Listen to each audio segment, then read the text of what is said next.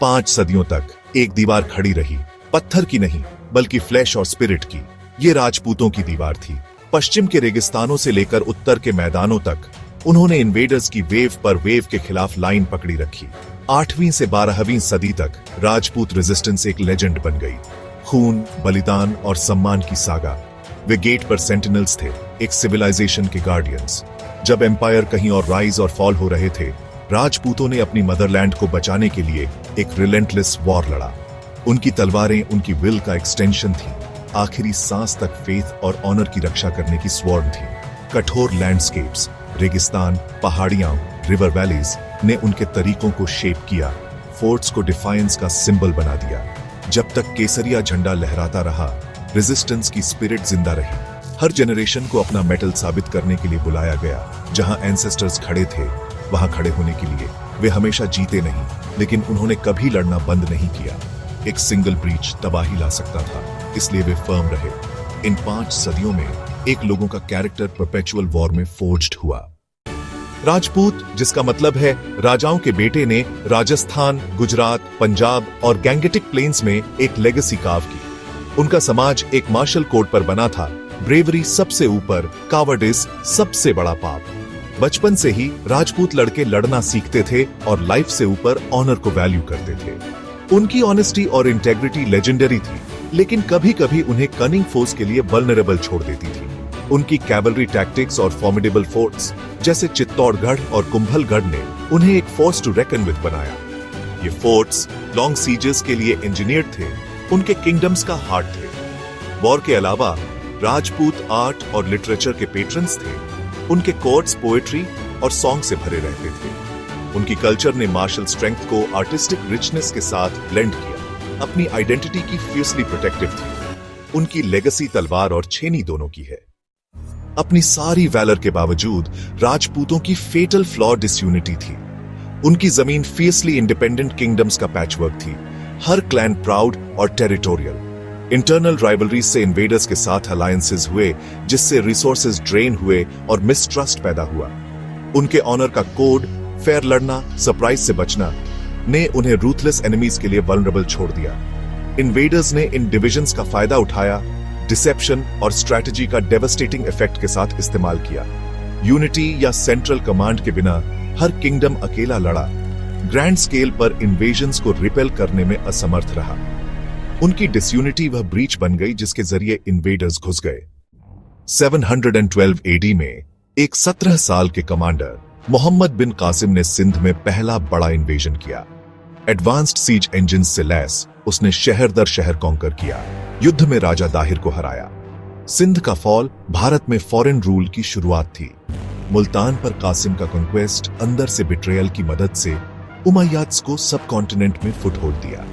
Rajput kingdoms को अब पश्चिम से एक डायरेक्ट और परसिस्टेंट थ्रेट का सामना करना पड़ा।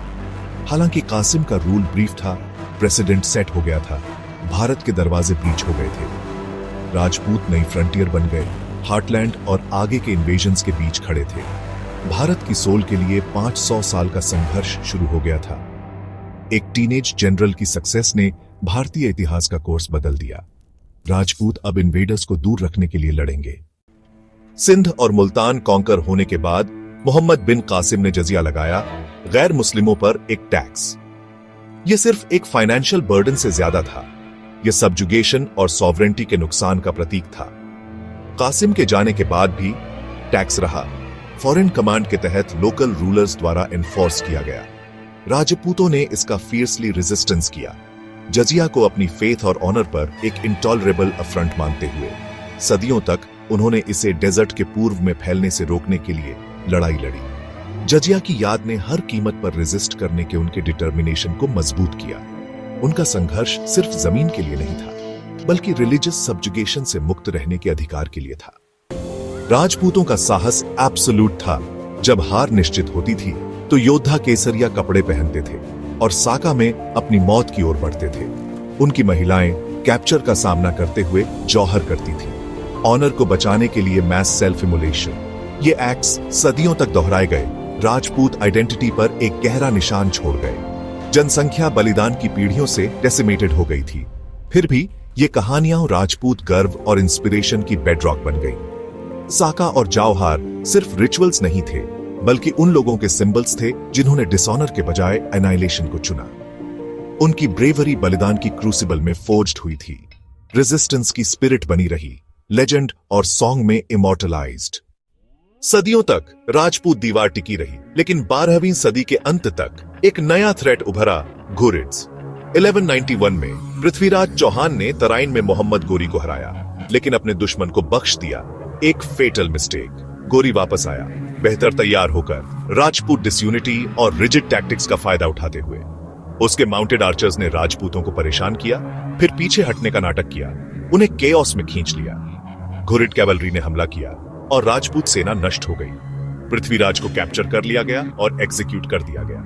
दिल्ली और अजमेर गिर गए। तराइन के दूसरे युद्ध ने 500 साल पुरानी बैरियर को तोड़ दिया। भारत के हार्टलैंड का रास्ता खुल गया।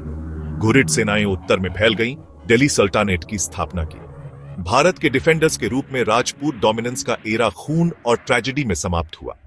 दीवार आखिरकार टूट गई थी। राजपूत देवता नहीं थे, बल्कि ऑनर और अपनी जमीन के प्यार से प्रेरित मॉर्टल थे। 5 सदियों तक वे सेंटिनल्स के रूप में खड़े रहे, एक सिविलाइजेशन के कोर की रक्षा करते रहे। उनकी ब्रेवरी और सैक्रिफाइस ऑ इंस्पायर करती है, लेकिन उनकी यूनाइट होने की इनेबिलिटी फेटल साबित हुई। उनकी कहानी एक सबक है, सिर्फ साहस काफी नहीं है, यूनिटी जरूरी है। लागत बहुत ज्यादा थी, पीढ़ियां नष्ट हो गई और जनसंख्या कभी रिकवर नहीं हुई। उन्होंने फेथ और फ्रीडम के लिए लड़ाई लड़ी, अपनी जान देकर कीमत चुकाई। उनकी लेगेसी डिविनिटी नहीं, बल्कि हीरोइक ह्यूमन एंडेवर है। उन्होंने भारतीय कल्चर को फ्लरिश करने का समय दिया। फ्लॉड फिर भी बहादुर, उनके साहस और ऑनर के वैल्यूज युगों युगों तक गूंजते हैं। अपने 500 साल के स्टैंड में उन्होंने भारत की सोल का एक हिस्सा बचाया।